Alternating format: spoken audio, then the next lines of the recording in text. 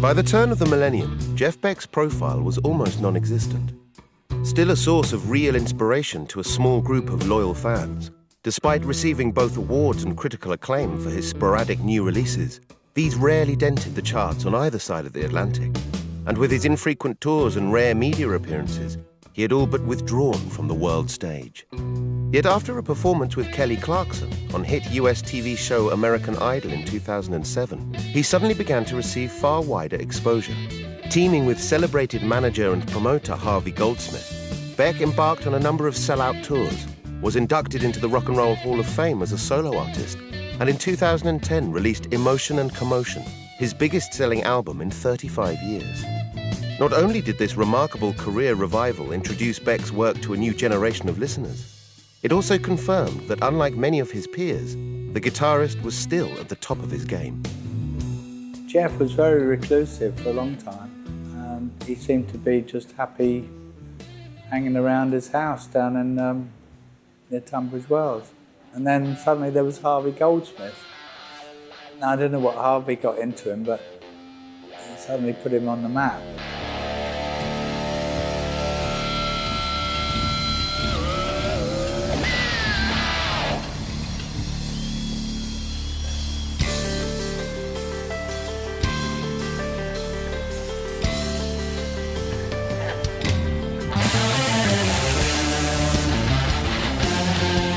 The stuff he's done recently, I think, is everybody likes it. People that aren't really into music, they listen to that, and there's something there that they will really like. I hear a lot of people who've copied some of his techniques, but nobody's got his melodic sense, you know, in the way, and the tone he gets, nobody's got that.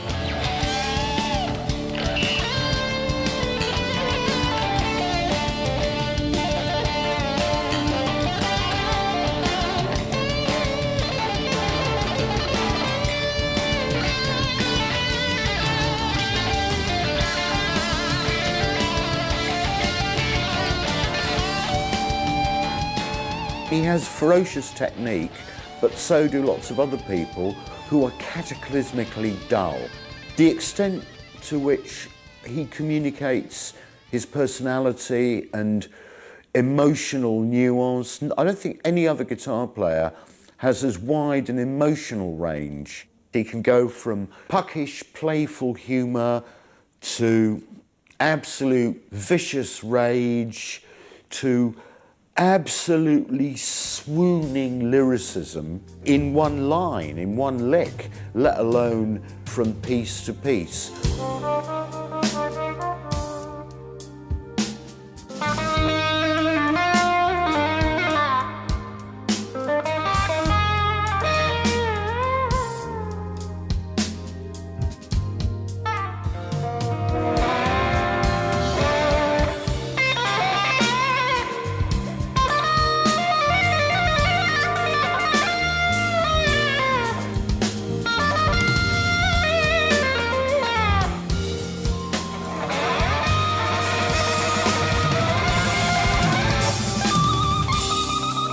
I can't think of anybody else who can combine emotional range and musical range with the degree of sheer expression that he can.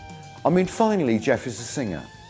It's just that he sings through the guitar. Britain, 1944. Over 60 years before this late career revival. A country fully engaged in the Second World War and still suffering from the ravages of the Blitz 2 years earlier. It was into this turbulent environment that Jeffrey Arnold Beck was born. Yet with the Allied victory declared the year after his birth, he was raised in the age of post-war austerity in the quiet town of Wallington, Surrey. Jeff was born into a fairly comfortable family. They lived in Wallington, just outside South London. Very nice setup. I believe traditionally you'd call it a 3 up, 2 down. Car outside. According to Jeff, the car was covered in grease, but it still appealed to him. And there was, tellingly, a piano, Jeff's mother's piano, in the living room. And I think that kind of cast a shadow in terms of everything that was going to come next. By the time he was 5, his mother was getting him to basically play a little bit on it. Then came the lessons. Jeff didn't really take to the piano. There was an uncle who introduced him to the violin. Again, Jeff not too happy with the violin, the uncle not too happy with the sound he was making with it. There was a cello after that, and then he found a zither. Jeff's next door neighbour had a zither that was used to play the Harry Lime theme, unsurprisingly. Jeff heard it, and that way it started toward the strings. While making his way through this variety of instruments, via the family radio, the 6-year-old Jeff was exposed to his first real source of musical inspiration. The guitarist and technical pioneer Les Paul had teamed up with his country singer wife, Mary Ford, in 1948, and by the early 50s, the couple were a rare commercial phenomenon, selling millions of records while revolutionizing the recording process itself. Paul's studio experiments with overdubbing, tape delay, and multi-tracking made the sound of their output totally unique, and combined with his similarly inventive guitar playing style, he made a lasting impression on the young Beck. Les Paul was a pioneering American guitarist. In the early 50s, he made a series of very influential records. Jeff Beck heard these records when he was 6 or 7 years old on BBC Housewife's Choice or something like that, and he was particularly struck by their version of How High the Moon. And he heard this very unusual guitar playing with its use of echo and a very trebly sound, and he was immediately struck by this. The radio was on all the time, and there was this thing that caught my ear. It was How High the Moon. I don't know what it was, but my ears just locked onto this amazing, speedy sound. I'd never heard the guitar sound like. And my mum said, "Oh, it's just all tricks. I've read about this chap, Les Paul. It's all tricks." I'm like, fantastic. What's the most tracks you've ever made?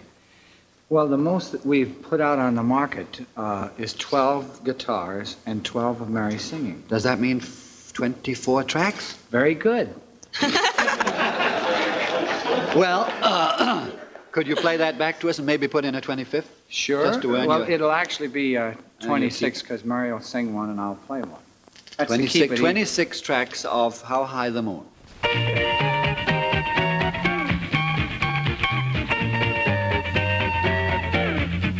Somewhere there's music, I'll paint the tune. Somewhere there's heaven, how high the moon.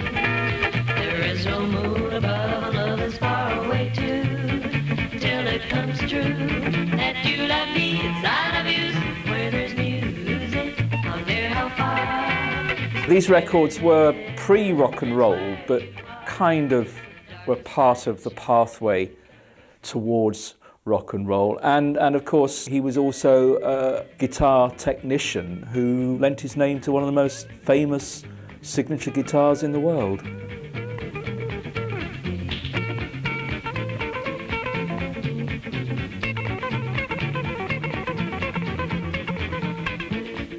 I think Jeff's first instinct was, I like the electric guitar because it's something you can do tricks with.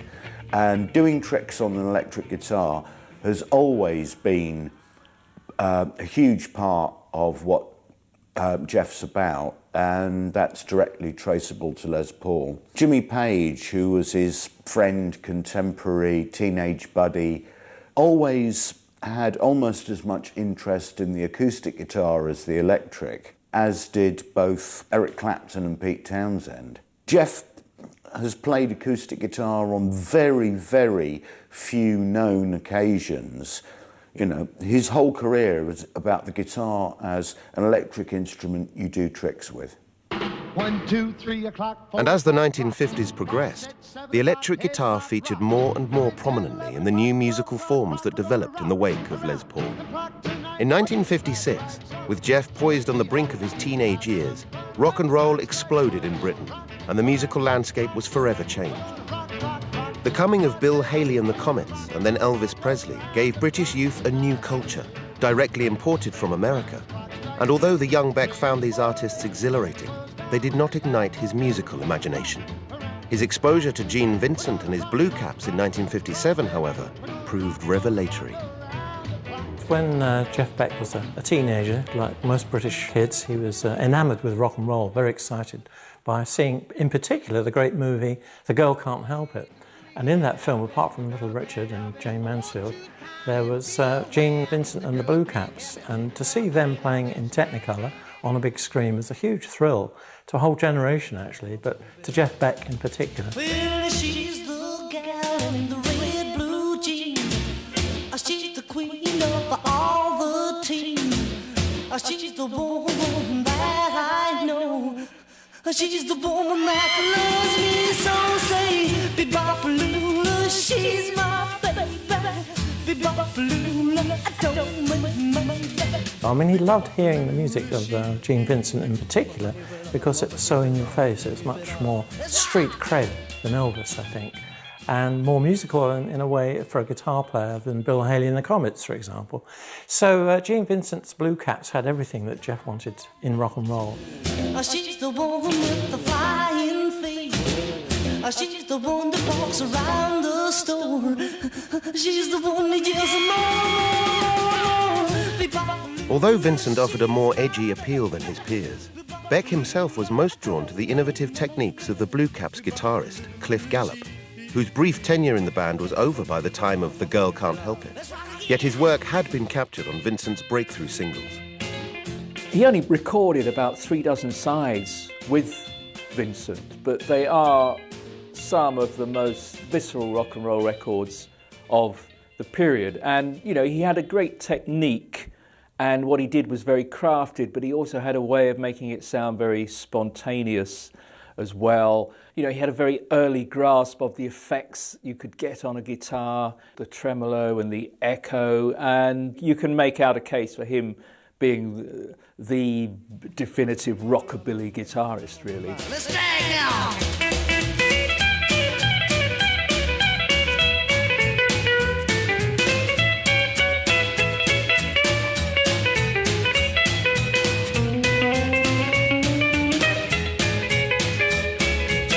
And if you listen to some of his playing on those 36 sides he did with Gene Vincent, an incredible imagination there, which I think probably is also what appealed to Beck. There was somebody here who's not just playing the notes, but he's looking to push the boundaries of the sounds that you can get out of an electric guitar. You know, Cliff Gallup, with very limited resources, is one of the first who's starting to explore the kind of library of sounds that you can get out of an electric guitar as early as 1956.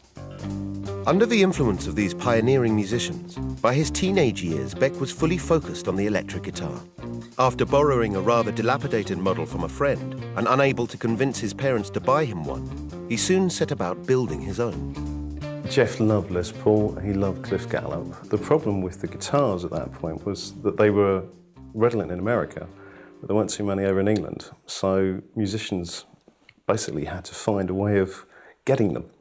And unfortunately, you couldn't get them in the shops, and if you could, they were like few and far between and very expensive, so kids took to making their own. Tell me how you got your first guitar. Oh my God, okay, it was a piece of fence post, a bit of moulding. I think it was a piece of picture frame moulding for the neck. And then I found some scraps of plywood, just a very thin 1/8 ply. And it was just one thickness. I thought, no, that's not right. I've got to make it thicker. So then I went and bought some thick wood, and the guy says, oh, that's too thick, blah, blah, blah. And I said, no, I do know what I want. And he went, right. And I struggled home with this heavy wood. The guitar weighed about 10 stone. What did it sound like? Terrible, terrible. No, it's just appalling, you know. But it looked good, you know, and I just felt that was my instrument, you know. He was basically trying through fits and starts to create this instrument. In the end, he actually managed to get the money to get a Burns guitar, Burns Sonic, and that sort of started the path. Beck's first steps down this path saw him joining a number of rock and roll and rockabilly outfits, including the Bandits, the Deltones, and the Crescents. And by the dawn of the new decade, he was performing with these groups publicly while studying at the Wimbledon College of Art. Yet the early 60s also saw the initial energy of rock and roll diminishing. And for a whole generation of young British musicians, another, less commercial musical form had superseded it: the blues. In London in particular, a thriving blues scene had developed, ignited by guitarist Alexis Corner and vocalist Cyril Davies, whose band Blues Incorporated became the driving force of the scene.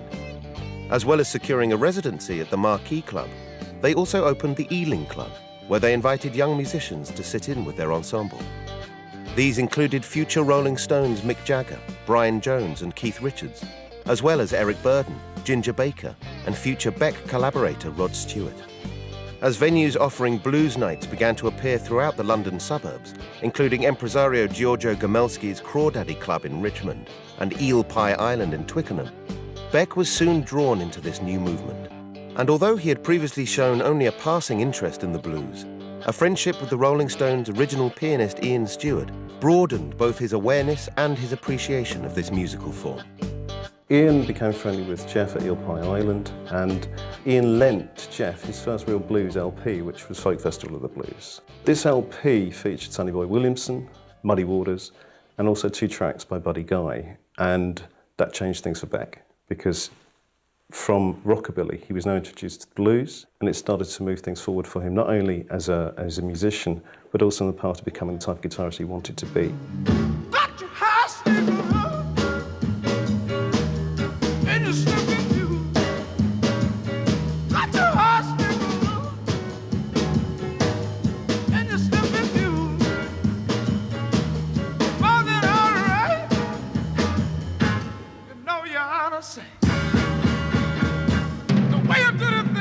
Buddy Guy was, still is, one of the great bluesmen of the southern states.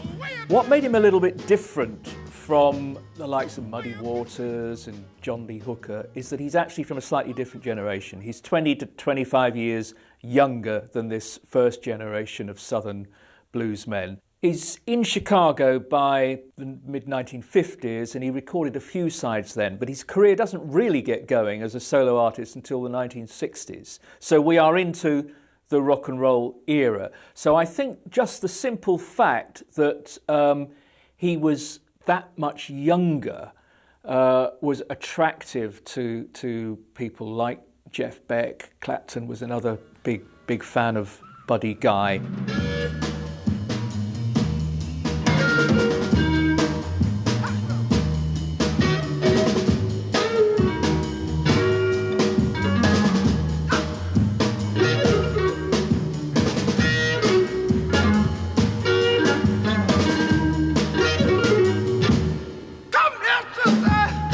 Because he was, if you like, of the rock and roll generation, he played with a slightly different style, with more of a kind of rock and roll attack, and certainly more of a rock and roll presence on stage. You know, I mean, he was one of the first to play a guitar behind his back and all of these kind of tricks. And Clapton, for one, credits Buddy Guy with basically inventing the rock and roll power trio. With Guy, it's an electric blues power trio. But, you know, Clapton saw this simple format of lead guitar, bass and drums and adopted that for what became Cream, and, you know, also in some of Jeff Beck's groupings as well. You can see Buddy Guy as the role model for that.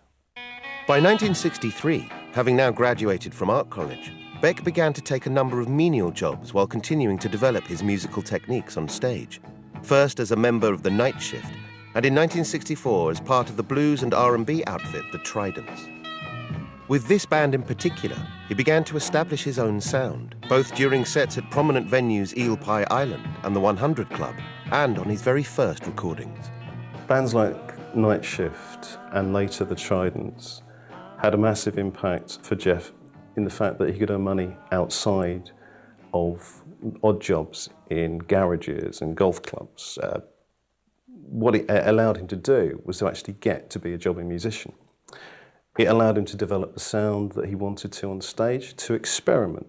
Even though the majority of the material they were doing were blues covers or pop hits, it allowed him to dig in, to try stuff with echo units, to try some of the rockabilly flash he'd practice at home on stage in front of people, to get really dug into the blues. So it started to move him towards where he wanted to be, and it gave him that direction which we've become accustomed to now. Beck's playing with the Tridents became a little bit legendary, really. You know, they had a residency at Eel Pie Island. They followed the Stones and the Yardbirds and the Who. And, you know, it was a real word-of-mouth thing. And we never really had any idea of what they sounded unless you'd been there at the time, until I think it was 1991 when several tracks come out on an anthology. And then we had an opportunity to hear what they sounded like. And, I mean, you can hear, even at that early stage, that Beck is starting to explore the pyrotechnics of the electric guitar in a quite exciting way.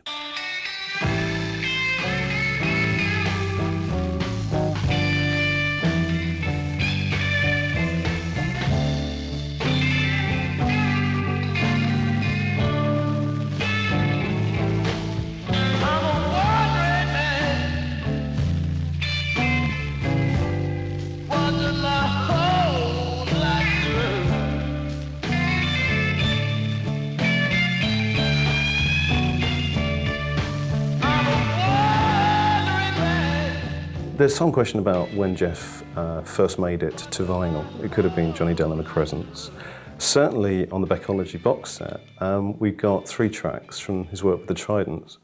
A cracking little band, led by the Lucas brothers, with Ray Cook, who Jeff would later work with on drums. And of those 3 tracks, you can hear the Nathan Beck becoming the Beck we kind of get to know in later life. Wandering Man Blues is a nice buddy guy, inflected blues. Nothing special about it, but you can hear Beck kind of edging to get out. Jeff's work on Trouble in Mind is influenced by Sleepwalk. It's got a nice kind of shimmering quality that maybe sounds a bit like the Shadows, in fact. But the one that he's really let loose on is the live track.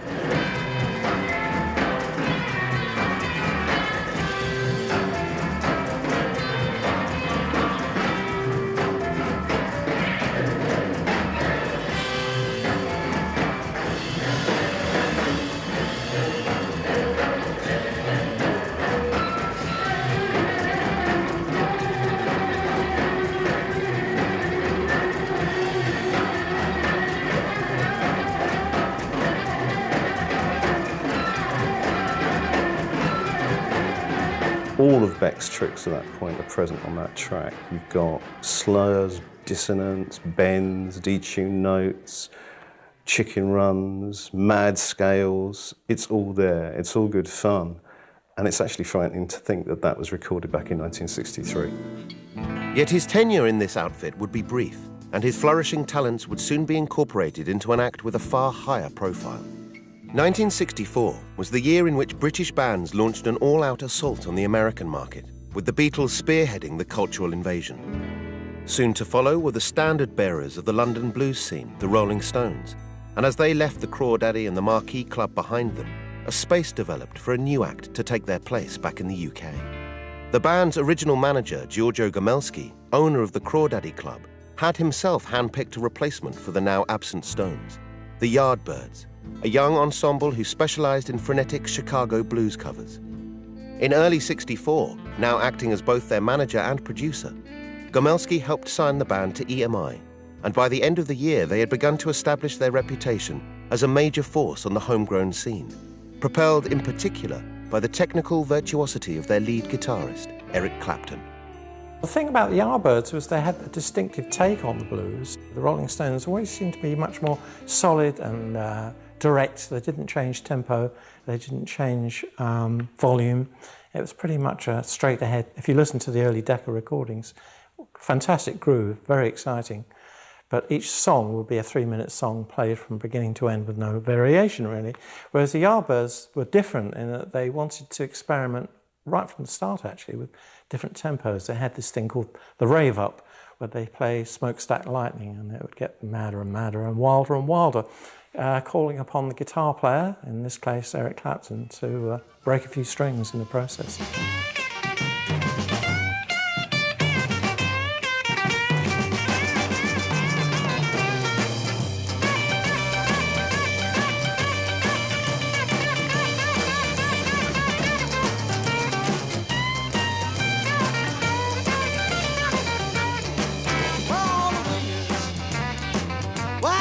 You hurry home.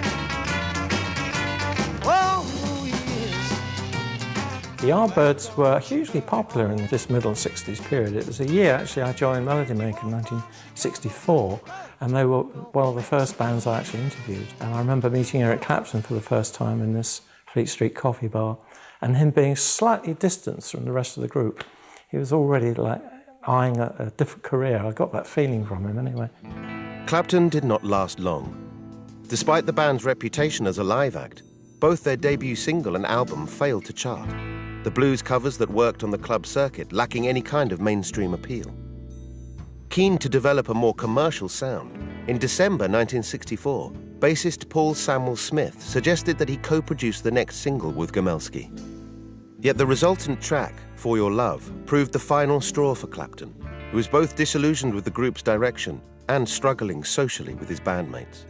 There was a lot of sort of angst with Eric. There was a lot of division going on between Eric and the rest of the band, and he would, you know, sit in the corner of the van, the different corner to us, you know, we'd all be happy and he'd be very miserable. And he was obviously very miserable about being in the band. I think one of his main problems was with Paul Samuel Smith, because Paul really wanted to be the producer. And I think Eric thought that Paul was like taking it all over, you know. I think that the thing that did it for Eric was that there was this memo that went round that Paul was going to do this production of For Your Love, you know, and he had various ideas how we should do it, you know, with the harpsichord and the bowed bass and stuff, and we all, the rest of the band all agreed. We thought this was, you know, a good idea. Paul, you know, being a very talented guy, but Eric didn't like that, and so that was the crunch point.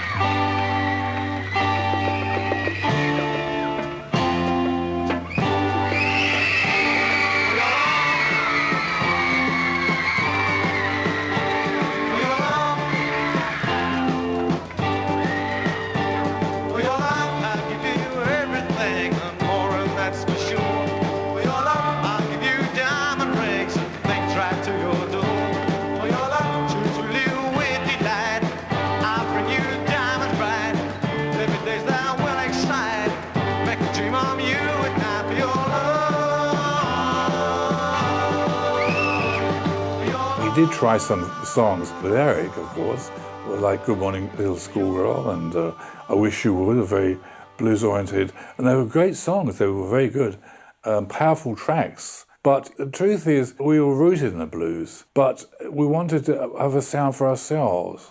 I recognised there was a tension, because Paul was very about control a bit, and of course, Paul and the rest of us, we formed the band, and Eric came in a little later, and he wanted to play the blues, and that's it, you know. No mucking around. He wasn't happy, because he thought that we had abandoned blues, you know, and he came to my house to my office, and we started talking at 2 in the afternoon, and we went on till like 10 at night, you know. We were pursuing 2 careers, you know, and Eric was concerned about, he was kind of, and he wanted to go, I don't know what he wanted to go and play in some other, in other words, he wanted to, he wasn't sure what he wanted to do, but he didn't want to do this. So at the end of this conversation, I said to him, you know, well, good luck, you know. And now I have a problem. I have to find a guitarist that can do this, you know. Gomelsky's first instinct in replacing Clapton was to turn to Jimmy Page, a young guitarist who had earned his stripes sitting in with Blues Incorporated and Cyril Davies' All-Stars at the Marquee, but who had dismissed the idea of joining a band in favour of working as a professional session musician. When approached by Gomelsky, he declined the offer, preferring to stick with his lucrative studio work. Yet he was able to suggest an alternative. Page had met Jeff Beck in the early 1960s through Beck's sister, and with their shared obsession with the guitar, the pair had formed a close friendship.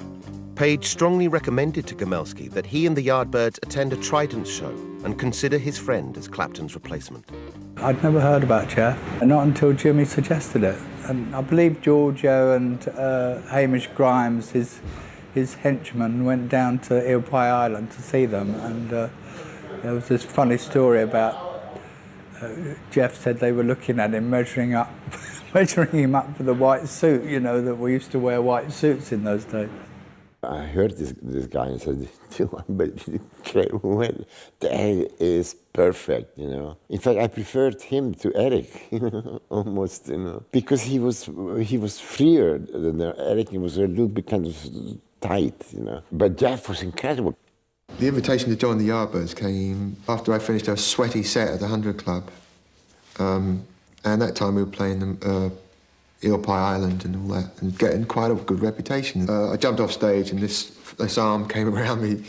There was a bearded gentleman by the name of Hamish Grimes, and he said, "Can I swear?" He said, "You're going to be in a top fucking band this week." And I went, "Oh, great. Who are you? You know, like, this is it. You can't get much better than this." I was really hurt about that he didn't make any reference to the fact that we just stormed the place, you know.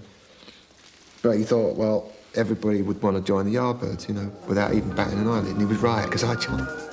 Although Gomelsky was convinced that Beck was the right man to fill Clapton's shoes, he nevertheless arranged a formal audition with the band. And on February the 23rd, 1965, the young guitarist showed up to prove his credentials to the other Yardbirds. It was at the old Marquee in Water Street where we used to play quite a lot. He came down, he looked quite crazy. I had really long hair and had greasy old jeans on, and I sort of was covered in oil and everything. You know, obviously been working on his cars, underneath a car or something, you know. And then he played brilliantly, you know, it was brilliant. I remember Keith Relf saying, let me hear you play the blues at the audition. I went, oh, I played about 3 or 4 Matt Murphy lines, and he said, great, that'll do. I didn't outline much at that stage. It was like, get him in, let him learn the songs. Eric used to do this, Eric used to do that, and I thought, yeah, got to do that for the time being, because those were the crowd-pleasing things, the build-ups, the power chords. You know, so it didn't make sense to try and argue against that. When Beck replaced Clapton in the Yardbirds, he was, in a sense, a great liberator for them.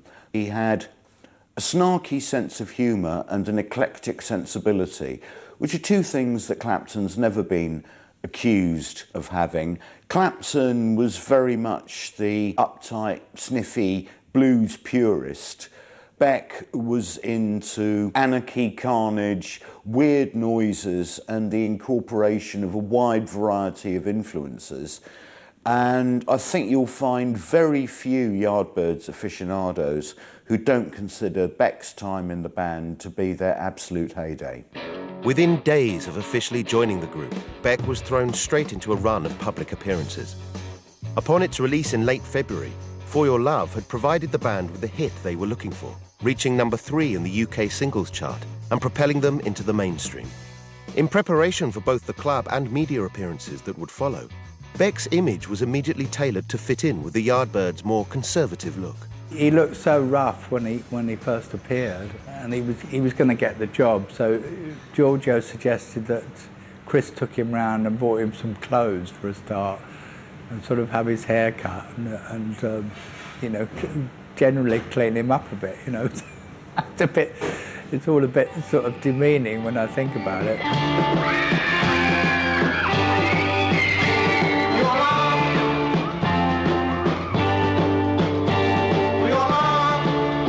I mean, he arrived looking like a sort of Neanderthal, sort of greasy car monkey, you know, literally.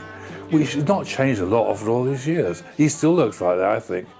But anyway, because I was supposed to be a smart guy in the band, they said, could you take him and get him cleaned up? Yeah, cleaned up, I like it. So I took him to Carnaby Street. We got his hair cut and everything else.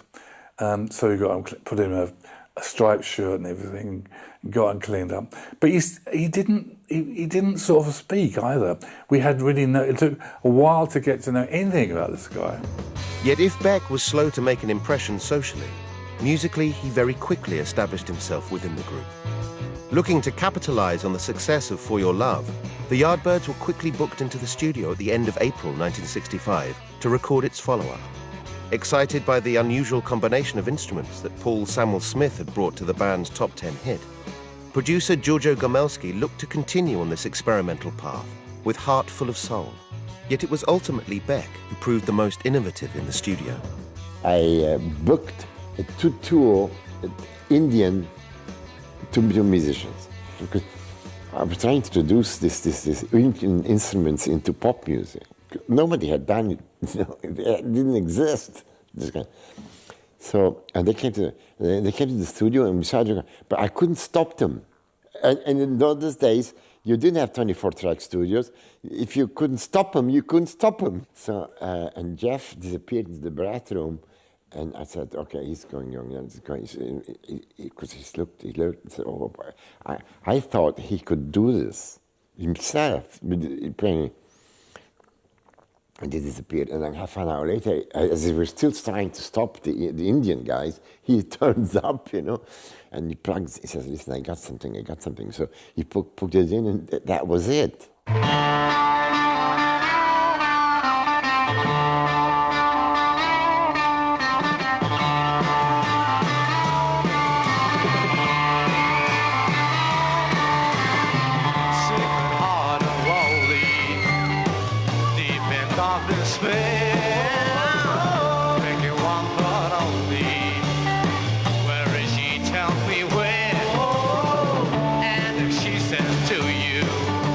When it turned out that the sitar player on Heart Full of Soul was playing perhaps in a different time signature and not quite connecting with the band, Jeff Beck thought on his feet. He said, I can do that riff.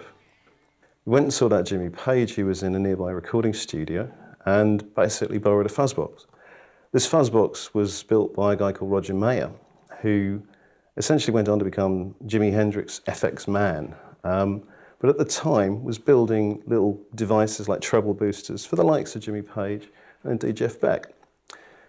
When Jeff took the fuzzbox and brought it back to the studio, what he was able to do was replicate the sound of the sitar by basically using that treble tone and backing off a little bit on the volume, rattling the notes around, and it gave it a kind of quasi-Eastern feel.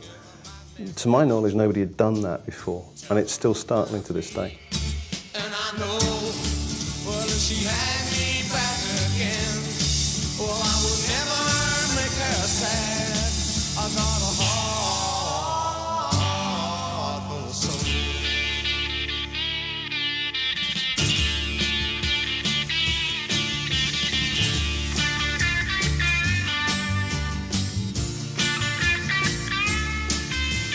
I can't imagine Eric Clapton staying in the Yardbirds. He wanted to penetrate the greater and lesser arcana of the deep blues, whereas with songs like For Your Love and, you know, its immediate sequel, Heart Full of Soul, the Yardbirds were going from being sort of Rolling Stones understudy, Thames Delta blues boys, to becoming a weird and eclectic pop group. For the band that the Yardbirds were trying to become, Beck was the perfect guitarist. Heart Full of Soul not only provided the band with their second successive top 10 single in both the UK and the US, but also introduced an international audience to Beck. Having immediately made his mark on the Yardbirds' recorded output, he was also quickly establishing himself as a main attraction of their live shows.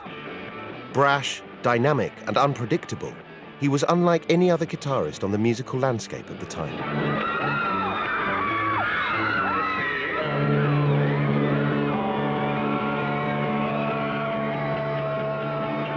Clapton used to turn his back on the audience. He was very shy.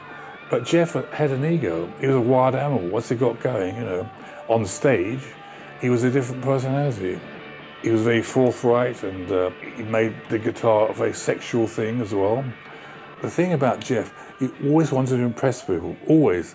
Other musicians, people, even today, he wants to impress people. I mean, of course he can, he's a genius, but that was his whole motive really, was that, impressing people on a guitar and becoming lead guitar player that everybody loves.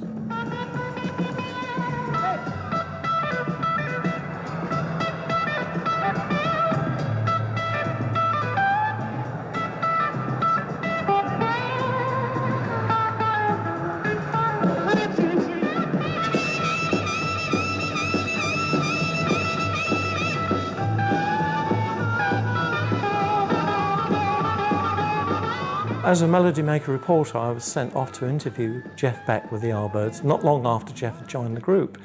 And because I knew Eric from before, and he was relatively shy and always slightly disgruntled, whereas Jeff was much more, he was quite happy to be in the band, I got the impression. Although there were sort of tensions and arguments going on in the background, he was still thrilled actually to be in a famous group. I mean, they were going on television, they were making records, they were touring. My impression with Jeff was that he was pleased and excited about being in the band and wanted it to be successful. The band were quite proud to have him, they were very pleased. Once they realised what a brilliant guitarist Jeff was and how different he was from Eric, the band were very pleased to have Jeff with them. They really appreciated that they had a new star in the making. Quick to capitalise on this rising star and the group's newfound commercial appeal, in August 1965, EMI issued the 5 Yardbirds EP, featuring 3 tracks from Beck's first recording sessions with the band. The following month, manager Gomelsky organised their first US tour, although complications with working visas forced him to cancel the majority of the planned shows. I remember we went into New York and then we flew off somewhere down south and we played in some fairground or other. And then Giorgio said, "Oh, we can't play any more gigs because we need visas. You know, they've caught up with us, sort of thing." But there was something special going on, you know. And there was a couple of gigs I remember that I really did enjoy playing in the States. And when you got a really good sound, everything went well, and everyone played well, and it was good. You know, it was good with Jeff and. I think much more interesting than with Eric and how it would have been. Unable to perform live, they did, however, venture into the legendary musical landmarks Sun Studios and Chess Studios, and the recordings they completed here included their next US single, I'm a Man. A highlight of their stage show, the band had already recorded a live version of the track with Eric Clapton on their 1964 debut. Yet this version, which climbed to number 17 in the Billboard charts, would prove definitive, with Beck again introducing bold new techniques into the Yardbirds sound.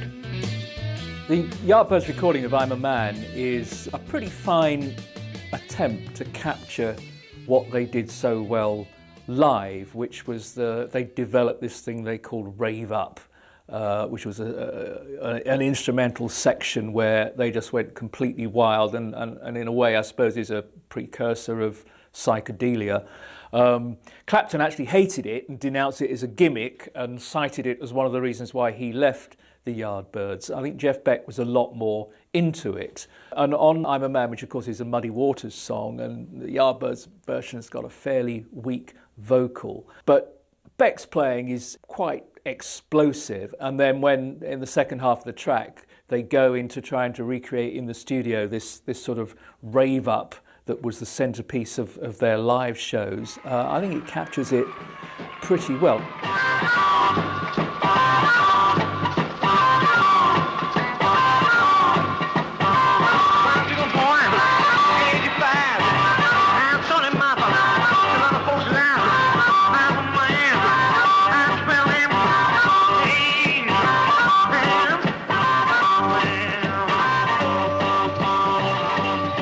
There was always a big thing about excitement when we played. You know, we always used to try and get a degree of excitement in the music and really go for it, you know. Doing that sort of double up at the end with all Jeff's fancy sounds and everything, that was perfect. It was just having a bit of fun and doing something different, doing something we thought was original. And I thought, you know, Jeff did a great job. We were all very happy with the way he did it.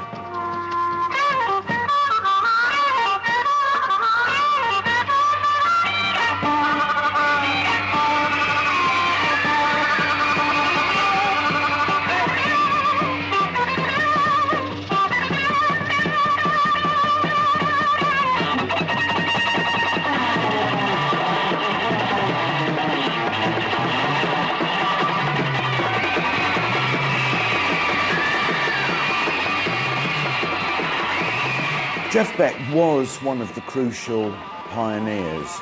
You had sort of semi-orthodox R&B groups going pop, like the Animals and Manfred Mann. On the other hand, you had the Barbarians at the Gate, who were essentially the Yardbirds and the Who.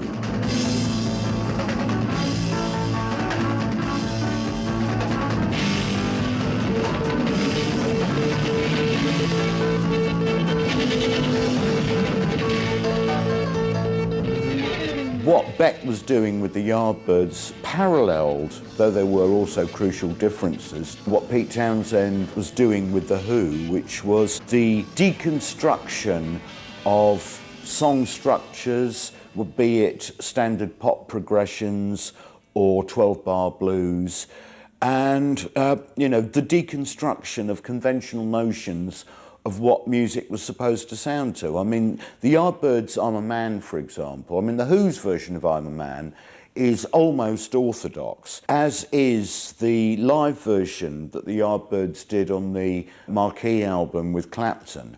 The studio version they did with Beck is, first of all, they rev it up to amphetamine pace, then they completely demolish the structure and head off into sonic universes where no man has gone before, just as the Who did with Anyway, Anywhere, Anyhow.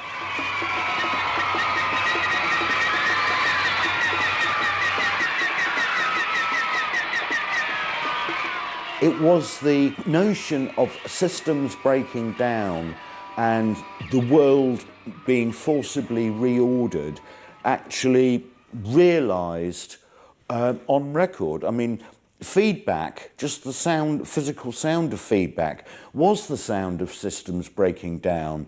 It was, you know, the electronic system of guitar and amplifier being made to do things they were not supposed to do. It was testing the limits to destruction. The pioneering contributions that Beck had so far brought to the Yardbirds led the band to change their methods in the studio. Where the guitarist had been present during the entire session so far, upon the group's return to the UK, they entered the studio to record the double A-side, Evil-Hearted You and Still I'm Sad. And here, Beck was brought in to add his parts after the rest of the track had been laid down. It proved successful, Beck given free rein to experiment with both sound and technique, and the single further solidified the band's reputation as a unique voice in contemporary pop.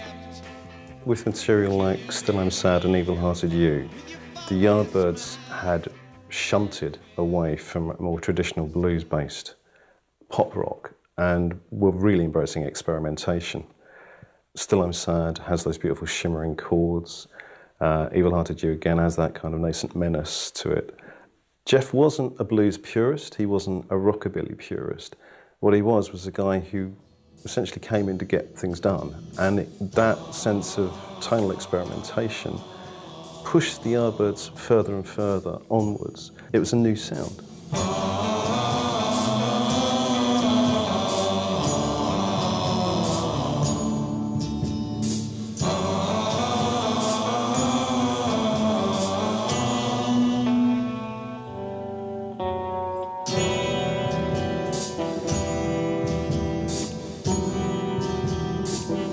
Whatever he recorded was great. It was always usable. He was a great guitarist, you know. He really is. You know, he's a natural talent. You know. There's nobody like it, and he was real in his stuff. You know, when he played, he played. He he loved to play. When he liked Dead and Girls, you know. Yet while the band enjoyed continued commercial success, the double A-side reaching number 3 on the UK singles chart, behind the scenes there were problems. As they headed out across the Atlantic in December 1965 for their first full-scale tour to coincide with the release of the US compilation album Having a Rave Up with the Yardbirds, they realized that despite their run of international hits, the band themselves had seen no financial return. Together, they decided that the root of this problem was Giorgio Gomelsky, and in January 1966, they parted company with their manager and producer. The thing about Giorgio was that he had lots and lots of ideas. You've got to hand it to him, you know. He had lots of ideas that helped put us on the map. you know, looking back on it. But at the time, we weren't really earning any money. We weren't seeing any money. We were getting paid, I think, some sort of weekly wage that he'd set up for us, and we realised we should have been earning more. I was saddened. I was sad about it, you know. I put a lot of myself and a lot of good faith that I had into the Yardbirds.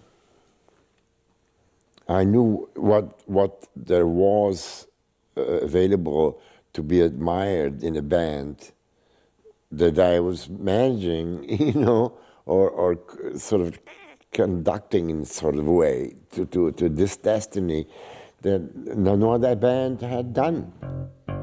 In looking for a replacement, the band were introduced to London scenester Simon Napier Bell through Paul Samwell-Smith's sister. Although he was more connected to the film industry, Napier Bell nevertheless convinced the young musicians that he was the man to manage the Yardbirds, and their confidence in him paid immediate dividends. What they wanted for a new manager was money. Their previous manager was a bit manic. I mean, he created the group, and the group was created in his manic image. But Giorgio Gomelsky was a sort of a high liver and an art lover, a multilinguist. When they toured America, they'd have a 600-mile trip from one place to the next gig, and he'd do a 300-mile day tour to go to a place he'd really had a good restaurant and make them all eat Michelin-star food. They just wanted burgers. And he'd spent all their money doing it too. So after 3, 4, 5 hits, they still had not one penny between them, and what they wanted was money. So I went off to EMI, which is their record company, and said I thought their contract was invalid because with the new manager, the old contract with EMI had been signed through the manager, and now they had a new manager, the contract would be invalid. And EMI were pretty pissed off to hear this and didn't believe me, and nor was it true, really. But they didn't want to take the risk, and I went off to other companies, Pye and Philips, and said, you know, the Yardbirds are free, we can sign a new contract. And EMI, rather than really test it out legally, agreed to make an offer for a new contract. And partly, sometimes it's very good not to know about a business. Because if I'd known about the business, I'd have known what the limits of advances were and what the limits of royalties were, but I didn't know. So I asked for a royalty which is higher than anyone had been given, which is, I can't remember now, I think 16% or 14%. It was the highest royalty ever given to any act by any British company, and the highest advance ever paid, which is £25,000. With money in their pockets and a new manager looking after their interests, the band hoped that during 1966 they could build on the artistic and commercial success they had enjoyed during the previous year. In February, the final single bearing Giorgio Gomelsky's producer credit was issued, and it proved a groundbreaking release. Shapes of Things, recorded at Chess Records during the band's recent US tour, represented a major sonic advancement, not only propelling the Yardbirds ever onward in their musical development, but also heralding a new sound that was to explode across the coming year, psychedelia. Released a month before the Byrds' similarly revolutionary 8 Miles High, it would later be championed as the first psychedelic single, with Beck's multi-tracked guitar solo crucial to its innovative reputation. I think a lot of people would like to lay claim to writing the first psychedelic song. One of them, one of perhaps the contenders, is Shapes of Things by the Yardbirds.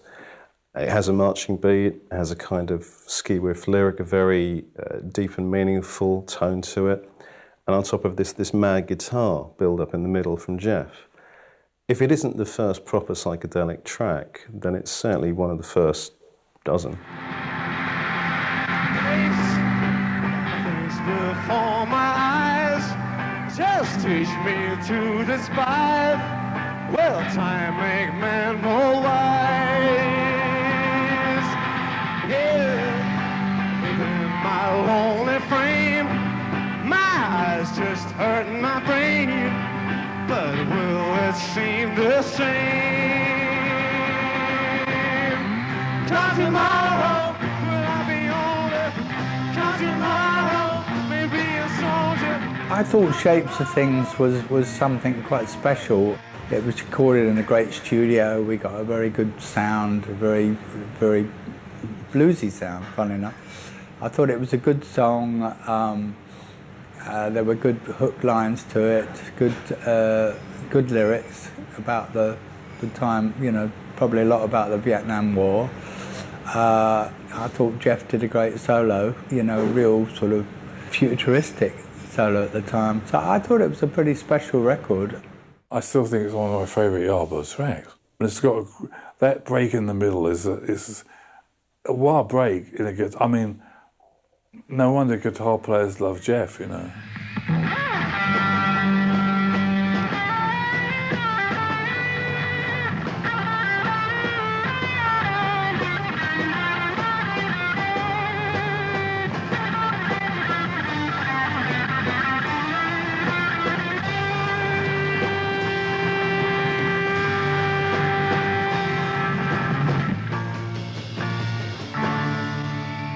He was so versatile, and he could do things like he could bend notes on the nut on the top of the fret, you name it. That guy did everything, and he was brilliant, better than anybody else I've ever heard, you know. With Shapes of Things climbing to number 3 in the UK singles charts, in April the Yardbirds began a European tour. Yet after only 2 shows, Beck fell ill with both food poisoning and tonsillitis, and this would begin a run of poor health that would see him miss many dates with the band throughout the year. While he was recovering, the band's first single recorded under the management of Simon Napier Bell was issued, Over Under Sideways Down. And although this track saw the band solidifying its sound, for Beck enthusiasts the release was more notable for its B-side, Jeff's Boogie, on which the guitarist was given free rein on a buoyant instrumental. The band decided to give Jeff a chance to show what he could do. And I think it was Jim McCarty, their drummer in the sleeve note, said that Jeff Beck is one of the greatest guitar players in the country. I know, because he's always telling me, to paraphrase Jim. Anyway, it was a marvellous piece of showbiz, really. It was, I think the original idea came from a guitar boogie from the 1930s. But on this, Jeff just has terrific fun and enjoys himself playing all these quotes from different songs, like he throws in What's It All About Alfie in the little breaks. There's a series of breaks. The whole thing is a fast boogie with a series of little breaks and quotes, which musicians love doing, jazz musicians in particular.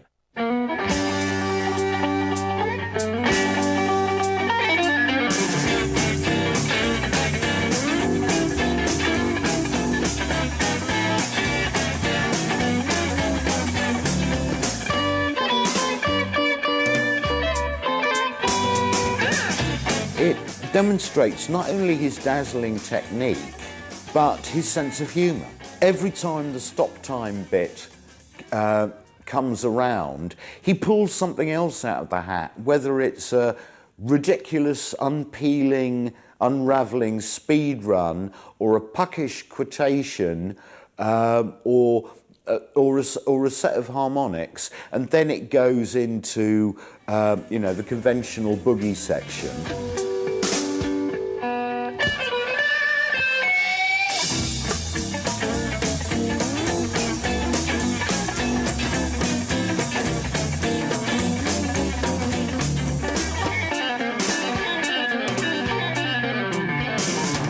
On one level it's stunt guitar, but on another level, stunt guitar is terribly humorless and testosterone-ridden and macho and dick measuring and all that. Whereas what Jeff has that hardly any other guitar players have is that incredibly developed playfulness, that sense of fun. Well, it's quite daring of the Yardbirds, really, to encourage Jeff to play Jeff's Boogie, because it was a showcase number, and there weren't showcase numbers for, certainly not for rock or pop guitar players in the mid-60s. It was quite a rare and daring thing to do. It was influential in the sense that other guitar players, when they heard it, people like Stevie Ray Vaughan over in the States, you know, he would listen to it and think, wow, how can we do that? So I think it's like a contest among guitar players to see if they could do Jeff's Boogie even better than Jeff. Following the single's release, in May 1966, recording commenced on the band's first full studio album. The musical landscape was morphing in 1966, with works like the Beatles' Rubber Soul and Revolver and the Beach Boys' Pet Sounds, shifting the focus of both audiences and critics away from disposable hit singles and towards the more substantial LP. Featuring no cover material at all, the resultant self-titled album, often referred to as Roger the Engineer, was the band's most significant attempt at delivering a full-length collection of material. And across its 12 tracks, Beck was once again a crucial ingredient. It's not actually a great album because it's too inconsistent and patchy to deserve that accolade. But it's the first and only album the Yardbirds make with Beck. It's their first album of all original material that didn't include any covers. And it is a showcase for Beck to expand the possibilities of what you can do with an electric guitar, and that's particularly evident on tracks like Over, Under, Sideways, Down. They haven't got the focus at this point to create a sort of cohesive work of 35, 40 minutes of music that stands up as an album. But that isn't to say that there is some outstanding music on it.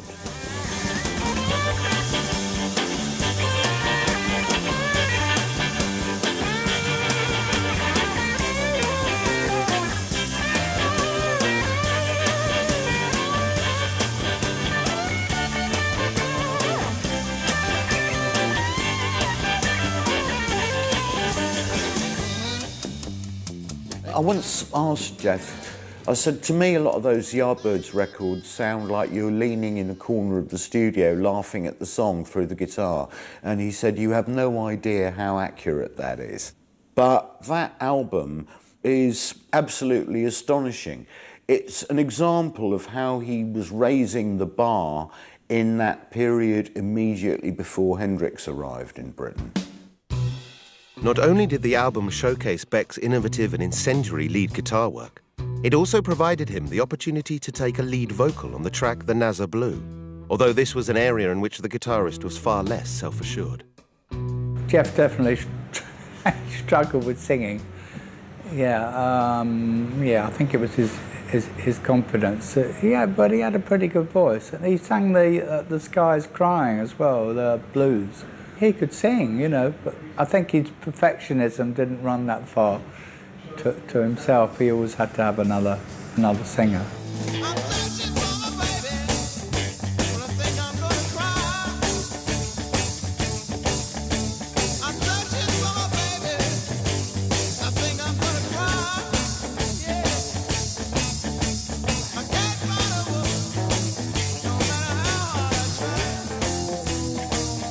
On the Nazar, or Is Blue, Jeff takes the lead vocal, as he does on a B-side, Psycho Daisies. But unlike Eric Clapton, he doesn't develop it. It doesn't develop into a vocalist. To be honest with you, I think he probably wasn't that interested. With the Yardbirds, they had Keith Ralph, who, whilst he might not have had the biggest range, had a great spirit. Beck was really focused on the guitar, and I think that he didn't want his voice getting in the way of it. And that's where the future lay for him. And despite the dynamic contributions to the album Beck provided with his guitar work, he was in fact losing patience with the Yardbirds. Growing tired of their endless touring and recording schedule, as well as the various personal problems developing within the group itself, at times he had to be coaxed into making an appearance at the studio by manager Napier Bell. Yet on The Nazar Blue, these tensions resulted in perhaps the most inventive solo he ever recorded with the band. It certainly was true that he didn't get on with them at all at that stage. And eventually the friction got so bad he wasn't playing on the tracks, and he had to finish them and then bring him in to overdub his parts. And so eventually he went in there like a very hangdog and fed up with them and said, all right, I'll play my solo. And he turned round, when the 36 bars came where his solo was, he turned around, he looked at them through and he went boom, and he played one note and he held it the whole time. And it was his way of saying, fuck you. And of course it was the best solo he ever played in his life. One note solo.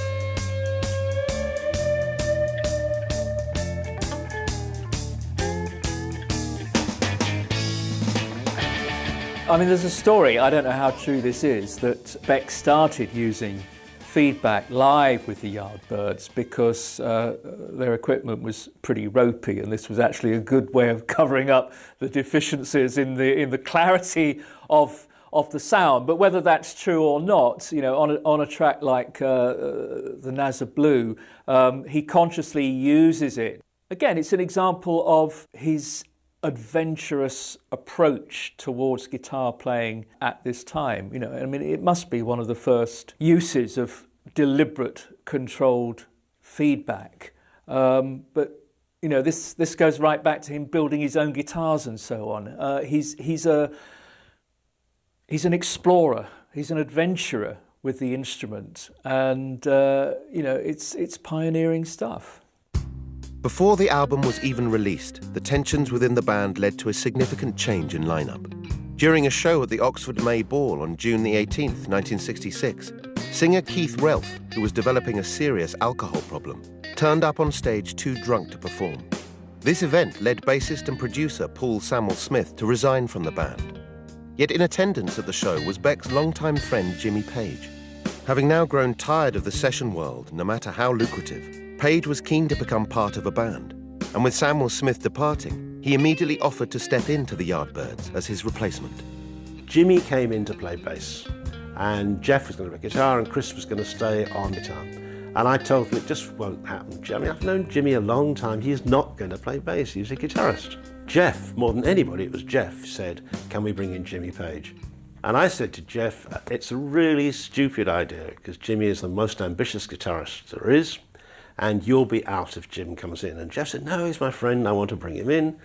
And the others agreed because they knew Jimmy was a great guitarist, and I knew he was. I'd used him on every session I'd done for songs I'd written and other things I was doing in the business. For 2 years, he was my favourite guitarist as a session guitarist. But I could see he was ruthlessly ambitious, and Jeff sort of didn't see that.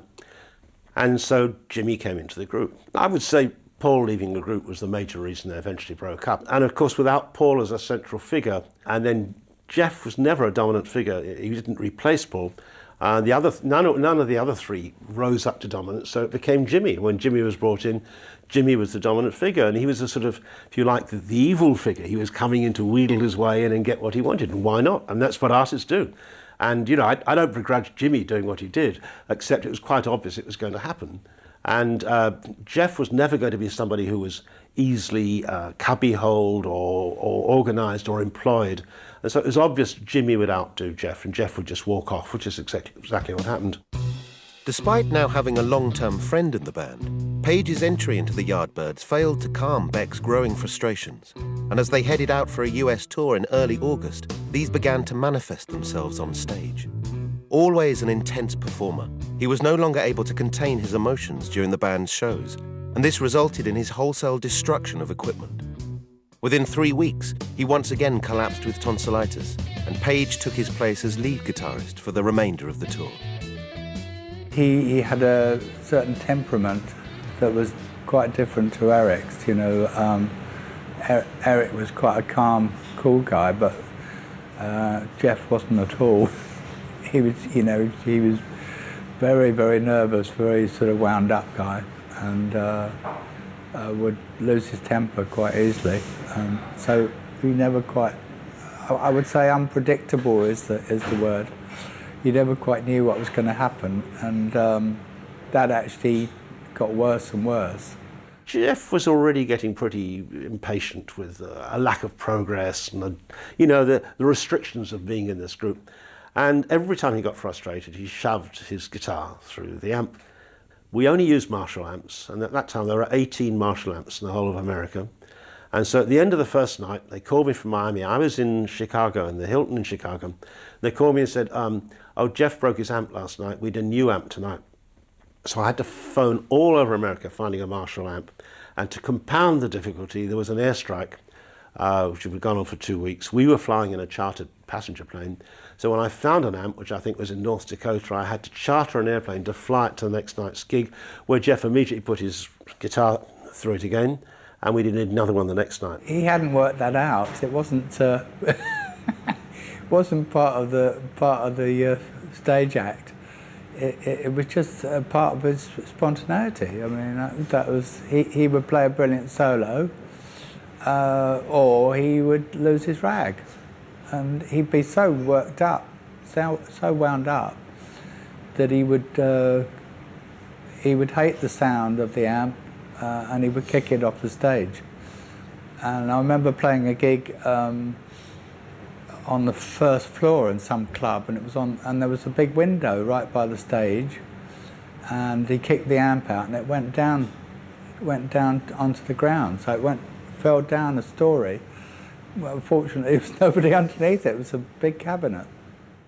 Beck came into the Yardbirds a little bit later than the rest of the lineup, and I think he felt some frustration that they might have been using his talents to create leaps forward in the band. Obviously that has a good point to it, but it puts a lot of pressure on his shoulders to keep creating something that's new and vital. And I think that started to wear on him. I think also that he wasn't a great lover of 6-hour trips on a very small bus to do 2 songs and then head off to the next venue. The illnesses and the tension started to build up, and it came to an inevitable conclusion. After a brief period in hospital, Beck travelled to Los Angeles to recuperate with girlfriend Mary Hughes, whom he had met during the Yardbirds' abortive first US tour the previous year. Upon his return to the UK, the decision was made to alter the shape of the band, and as Simon Napier Bell had predicted, Jimmy Page moved permanently into the position of guitarist alongside Beck, with Chris Dreja taking over bass duties. On September the 23rd, 1966, the Yardbirds set out on a 12-show tour supporting the Rolling Stones, the band's dual lead guitars generating as much buzz in the music press as the return to the UK of the headliners themselves.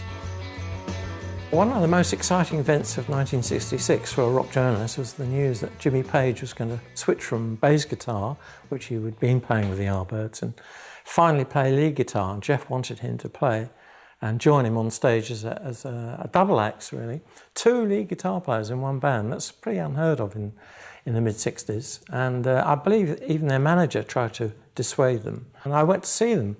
This was the hot news when it was finally revealed that it's going to be called stereo guitars, dueling stereo guitars. This is the management's description. I went in, the place was packed, and there was Jimmy Page on stage, which was the first time actually I saw him playing guitar, I think, with Jeff, and they launched into this battle. I think they probably played Train Kept a Rolling, I wouldn't be surprised. And it was deafening, very loud, absolutely loud. And you did actually get the stereo effect. You had to stand in the middle, you could hear the 2 lead guitars attacking you. I remember the management were quite disturbed about the whole thing. Jimmy and Jeff, that combination, now and then it worked, but rarely, because they were so different, you know. Jimmy had it all worked out, and Jeff would be spontaneous. And also there was the competition going on. I mean, underneath it all, nothing really big, but there was a sort of competition, and you know, they had to follow each other with solos, and even though they seemed the best of mates, they would be competing. I remember a gig we played with the Stones. We were on a short tour with the Stones, and we played somewhere like Cardiff, and we played before the Stones, and it was one of the gigs where it did work.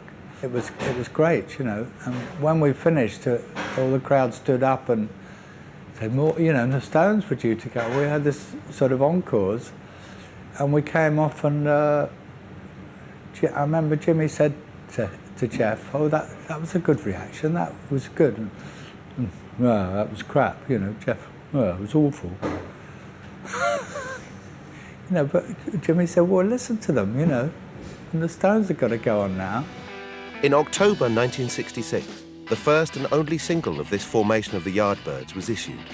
Happening 10 years' time ago, which featured both Beck and Page on lead guitar, and Page's future Led Zeppelin bandmate John Paul Jones on bass, was the group's most overtly psychedelic release to date. It offered a tantalizing glimpse of a band ignited by the talents of 2 of the greatest guitarists ever to emerge in popular music.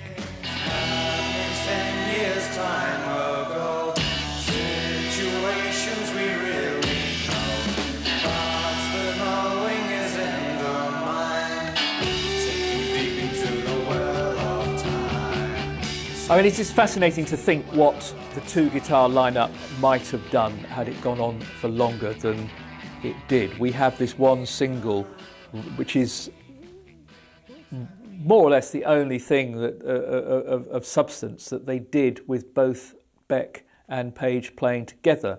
And yeah, I mean, the 2 guitars do work very well, and they're doing very different things, particularly when it moves into the obligatory by now rave up section of the track.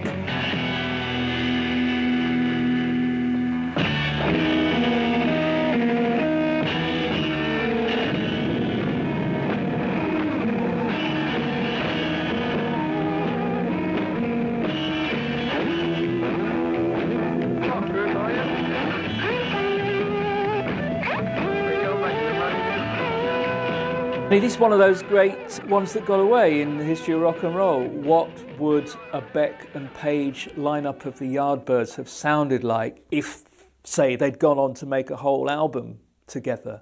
And there are signs on the single, but also everything one knows about the capabilities of these two guitarists to say that it was a huge wasted opportunity. If this lineup of the band was too short-lived to make its mark with any substantial recorded output, it was nevertheless immortalised in one of the landmark feature films of the late 1960s. Just as music had been transformed significantly over the previous 15 years, so too had cinema. A revolution of film form had been instigated by a new generation of directors hailing from Europe, offering personal visions rather than conventional narratives. Ingmar Bergman, Jean-Luc Godard, Alain Resnais, Federico Fellini and dozens of others were all expanding the possibilities of cinema, experimenting both aesthetically and thematically, and elevating the medium to a high art. One of the most significant directors to emerge during this period was Michelangelo Antonioni. After a string of critical triumphs, by 1966 he was preparing to make his first English-language film, Blow Up, in the UK with producer Carlo Ponti. Although at its heart an exploration of the limits of objectivity, Antonioni wanted to camouflage its more imposing philosophical subject matter by setting the narrative of a photographer and a murder he has by chance photographed in the heart of swinging London. And for this vision, he required a rock band. I heard one day that Antonioni, the Italian film director, was in London. And the rumour was he was going to make a film about London. And included in the film, he wanted to have one of Swinging London's top rock groups, and the one he'd chosen was The Who, and what he loved about The Who was the way they smashed up their equipment. It was nihilist, it fitted with his imagery of London, it was everything he wanted. Kit Lambert called me up, very excited, because Kit Lambert was obsessed with films, and as The Who's manager, he was the first person that Antonioni had called, and he called me very excited, and so I'm going to see Antonioni in his suite in the Savoy tomorrow. And I was jealous. I didn't want The Who to do it, I wanted the Yardbirds to do it. So I told Kit, look, don't be a pushover, do two things. One says you insist on editing control, whatever, you don't let anything go out of your own control, and secondly, you want £10,000.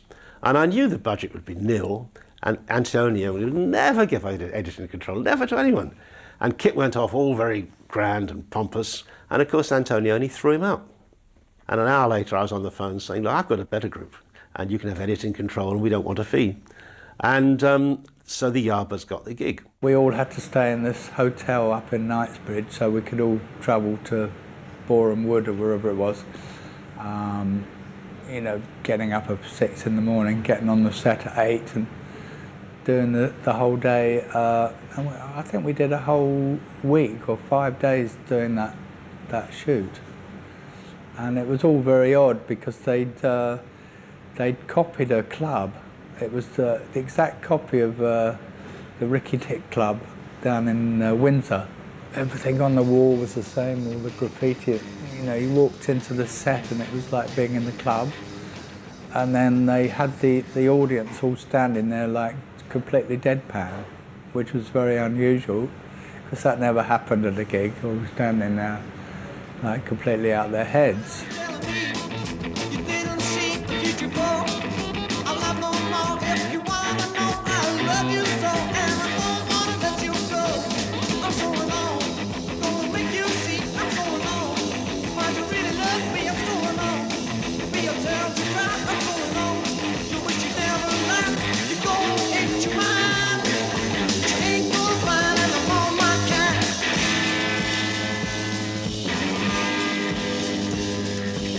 It sort of shows the band in a slightly surreal light, you know.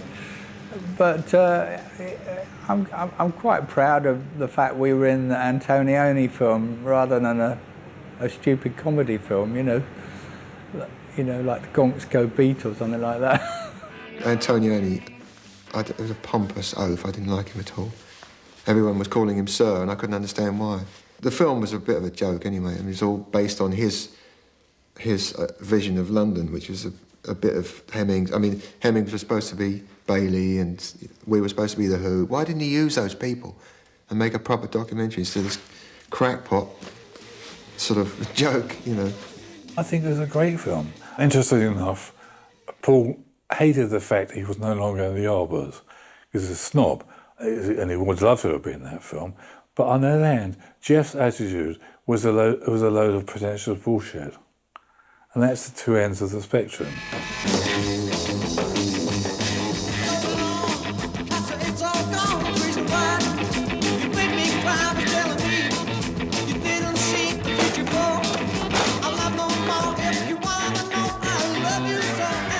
Blow Up has its place in rock history because it's where you go to see Jimmy Page and Jeff Beck on the same stage.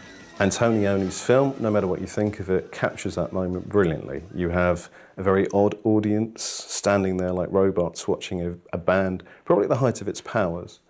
Some extraordinary sounds being produced, mostly Jeff on guitar, I think.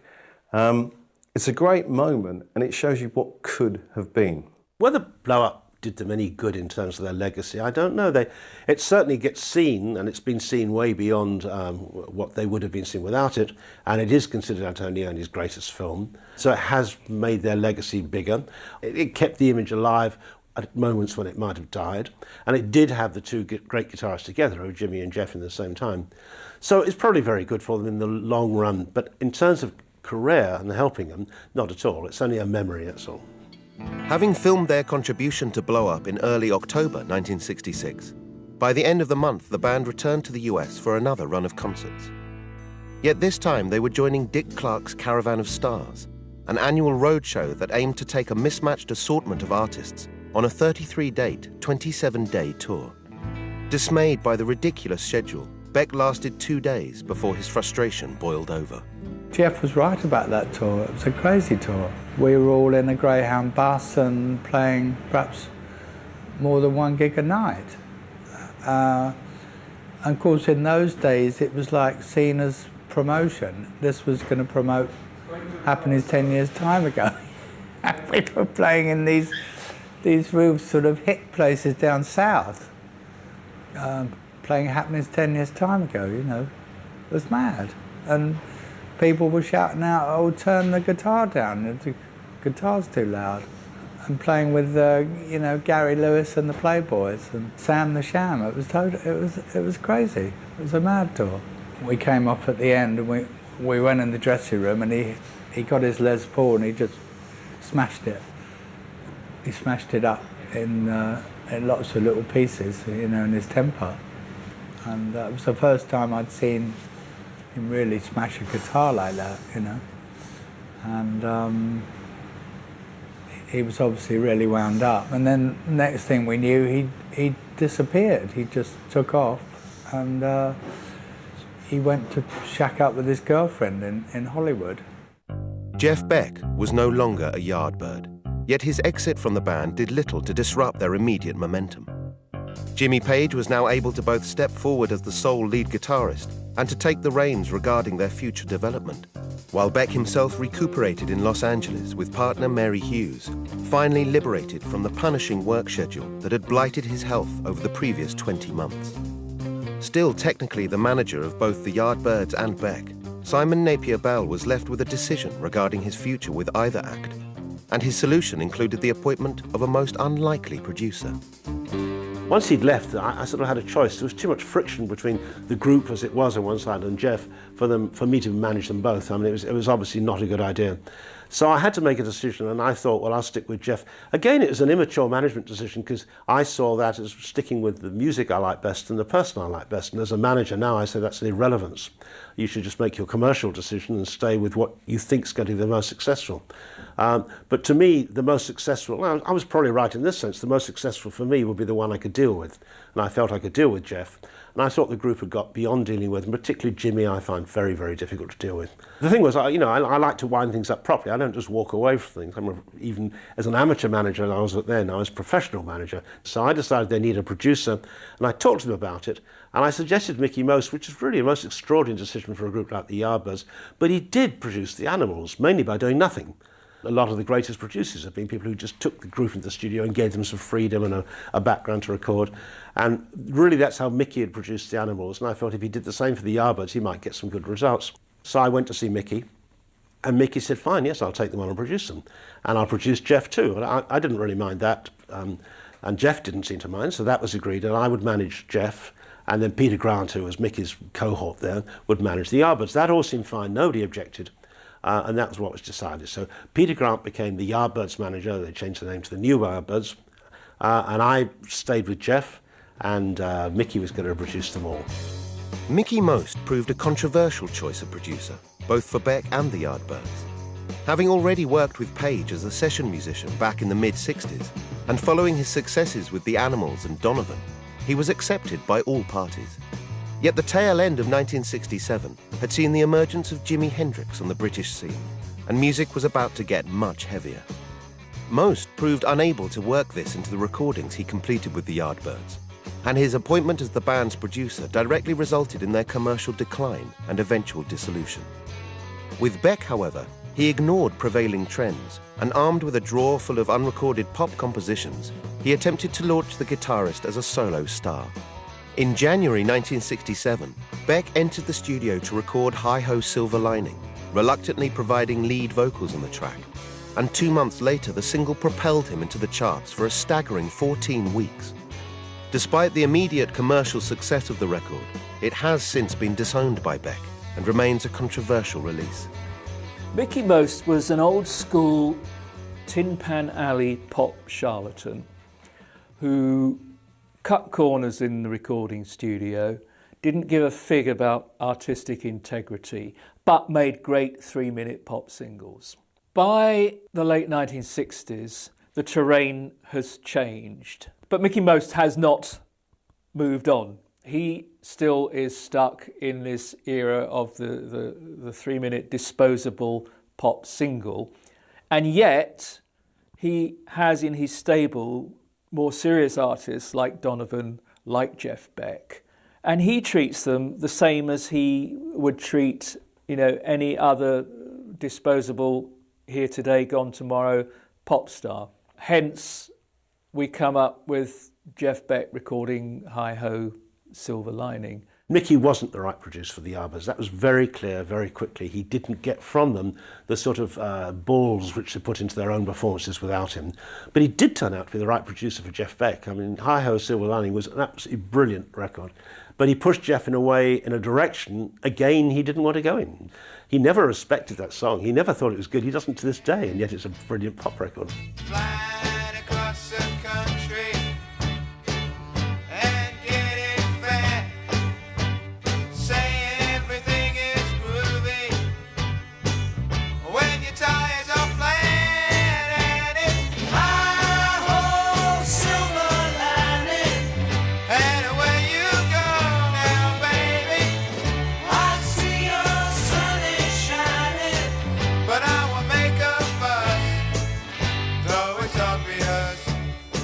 I think Jeff has never, even today, been very clear about what he wanted to do. He sort of follows his nose or his dick or his... I mean, most of us do, really. Very few of us are really focused what we're going to do. We sort of have a focus and we let it be influenced by all the things that go on in our minds day by day. So I think when Silver Lining came along, Jeff thought, I'll try this. It's a good idea. I don't know what else to do. Probably isn't what I want to do, but it's not going to do me any harm.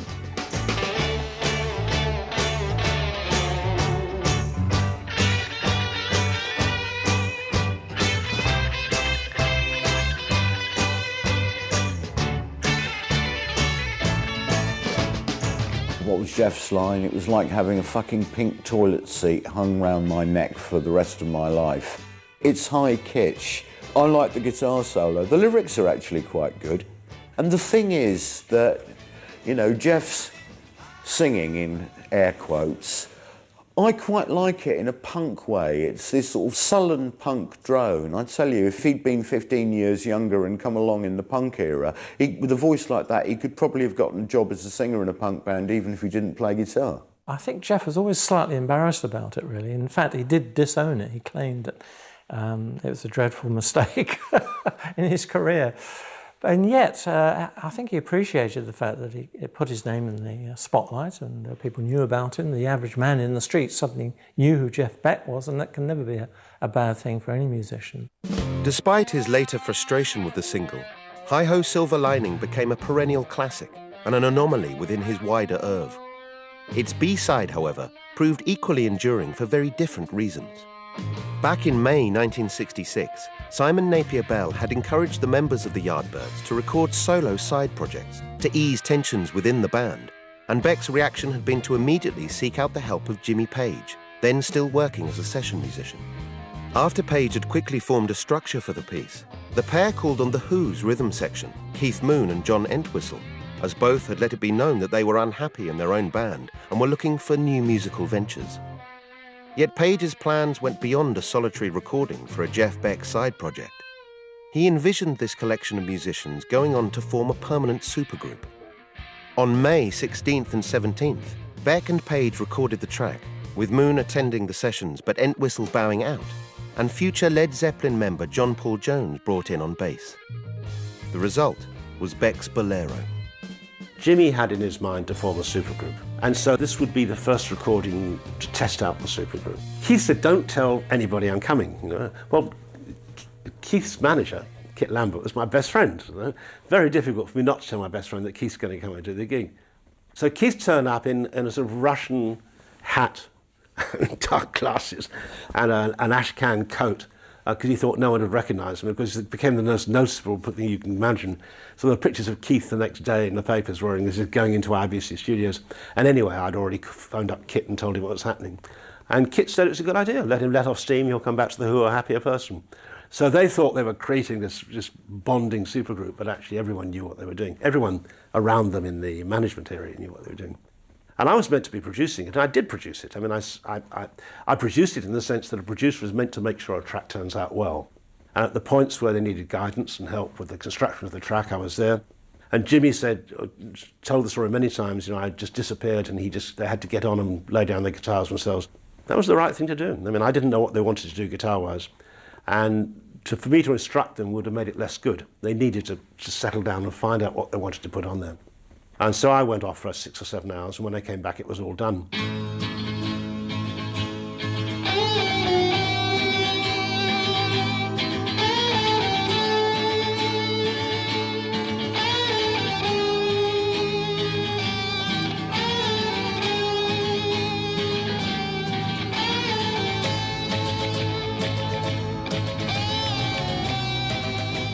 Beck's Bolero is a fascinating track. When it came out, it sounded cutting edge then. So the fact that by the time we get to hear it, it's already 18 months old or something is pretty extraordinary. I mean, what you can hear on this track, I think, are the roots of what came to be called progressive rock.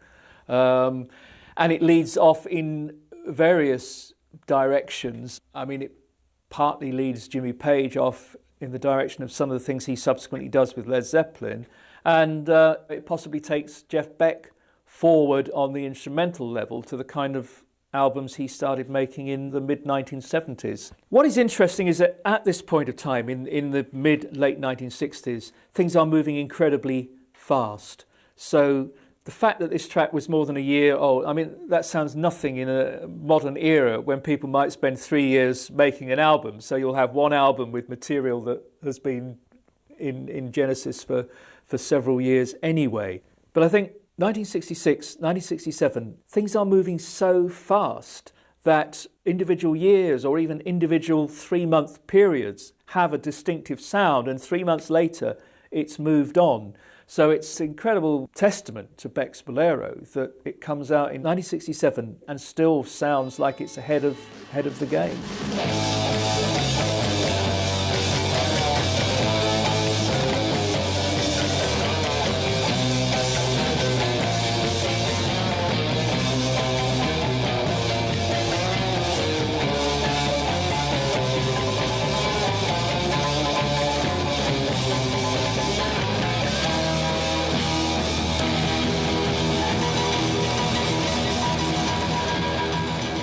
It's a marvellous thing for 3 reasons. One, you hear Beck at his best at that time with that beautiful slide guitar solo. The second is that it throws down the template for what could be blues rock with the speeded up middle section. That's almost, you're hearing kind of the birth of heavy metal there in a way. The third one is that we get to hear what Jeff and Jimmy could do together in a production and indeed musical setting.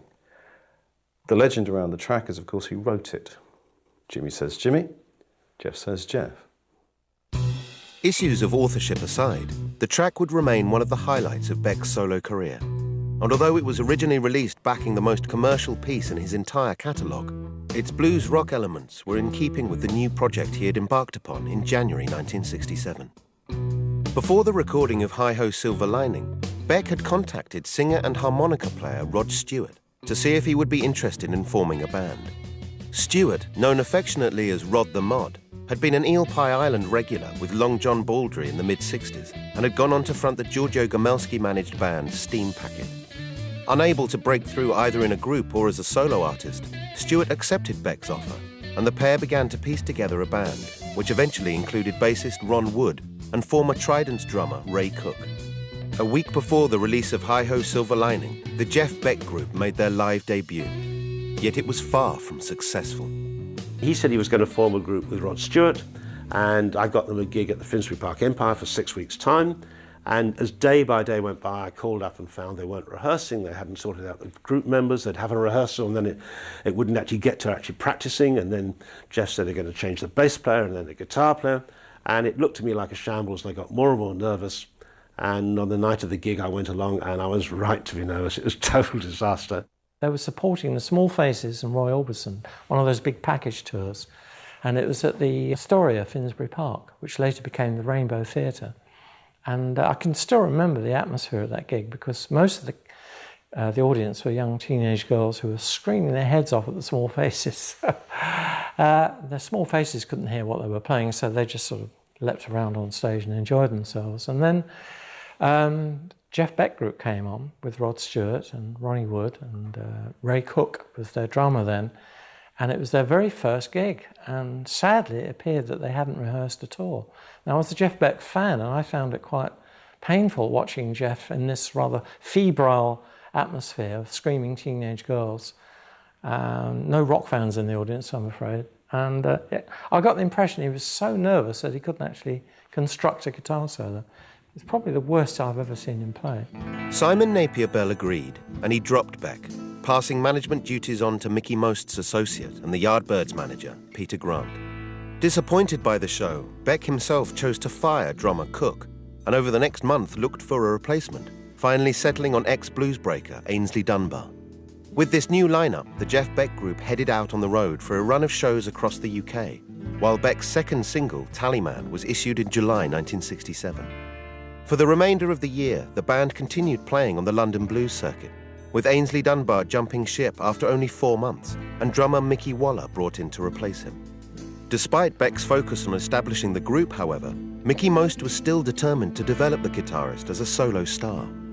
In February 1968, the single Love is Blue was released, an instrumental version of a composition originally written for Luxembourg's entry into the 1967 Eurovision Song Contest. Despite reaching number 23 in the UK singles chart, it perplexed fans of the guitarist's work in the Yardbirds and his new blues rock outfit, and Most's releases were now proving detrimental to Beck's reputation.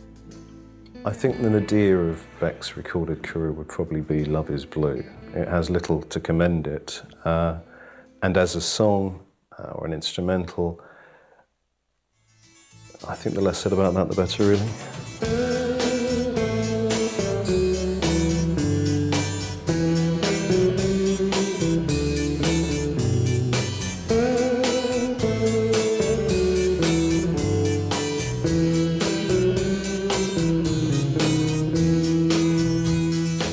Jeff Beck can play anything from rockabilly to blues to classical themes, and you know, Love is Blue. It's a French tune actually, and so has got its root in chanson and musette and all those Gallic styles, but at least he doesn't sing on it.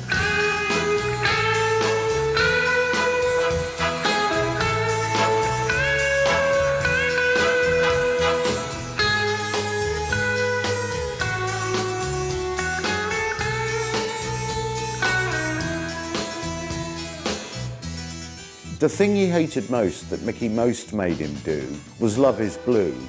But if you look at a lot of the stuff that you know, the matured Jeff has done in recent years, he's almost returned to that post-Hank Marvin thing of letting a melody speak for itself, whether it's Nessun Dorma or Somewhere Over the Rainbow or A Day in the Life, and making it his with tone, phrasing, incredibly subtle articulation.